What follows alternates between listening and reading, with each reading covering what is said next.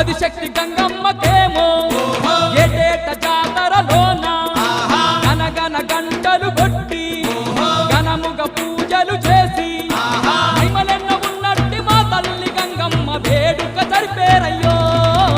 గంగమ్మ తిరునాళ్ళు రన్నో బొబ్బయ్య కోటి భక్తులురా రత్నాల గంగమ్మ మొక్కులు తీర్చగ బయలెల్లి వచ్చేరురా.